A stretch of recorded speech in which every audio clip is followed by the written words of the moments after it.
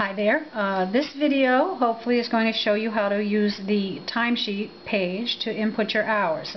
This is one area where people have maybe had a little difficulty, and I think anticipate where if you're going to need help, this is probably this might be the place.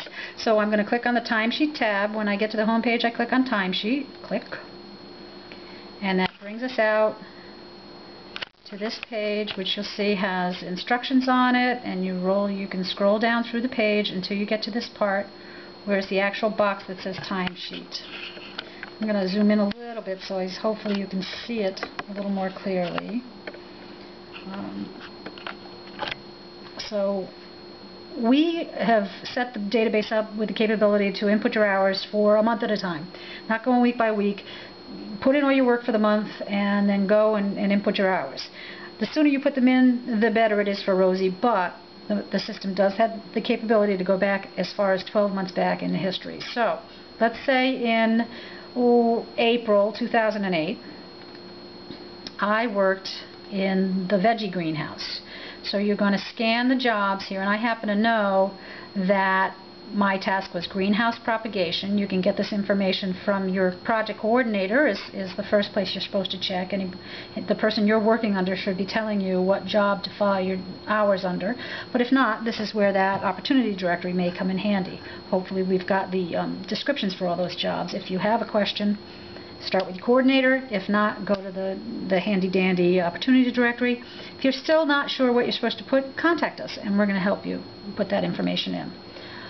How many hours did I serve? And it's just a pull-down menu. So let's say if I went 3 hours a time for 4 times, we're going to put in 12 hours that I put in April 2008. How many education hours? Well, I happen to take a class. Education hours are not linked to the task that you're choosing up there in the assignments. You can put them in under any assignment. There's no link whatsoever. It's a running total for the year. But if you happen to take a class, a 2-hour class in that April, I'm going to put in I'm going to get my 2 hours for that education. This box here, how much consultation, number of people were helped, not really appropriate for the greenhouse jobs, but say you worked for the kiosk or the hotline, information booth, a place where you had a lot of interaction with people and answered questions for them. This is where we're going to try and track how many people we might have helped in a particular place. So I didn't help anybody in that particular job. I'm not going to put any in. The next job I'll show you, we'll put in some hours. How much mileage was driven? This is a courtesy to you. This isn't something that the master gardeners are actually tracking. We never have. But Rosie has traditionally been willing to sign letters for you. A lot of people deduct their mileage for tax purposes. So this will provide a running total and say it took me, I don't know, 20 miles round trip. But it's probably more than that, but okay. And then what's very important when inputting your hours is now you hit continue, because all this information you've just put in, if you don't hit continue, is not going to be saved. I think some people go ahead and just start putting in the next job thinking that they've input their hours. They haven't. When you hit that continue, the next thing that comes up is a page that says please confirm your entry. Oh, you can't see it. Let me show you. Please confirm your entry. It'll show you the details. April 2008, I put in 12 hours, and I also happened to have 2 hours of education time in that month of April, and I put it in. Didn't have any consultation, but I drove 20 miles. Is this correct? Yes. Okay, and then it'll come down and says posted. Done. If you can't see it, it doesn't say it, does it? Posted.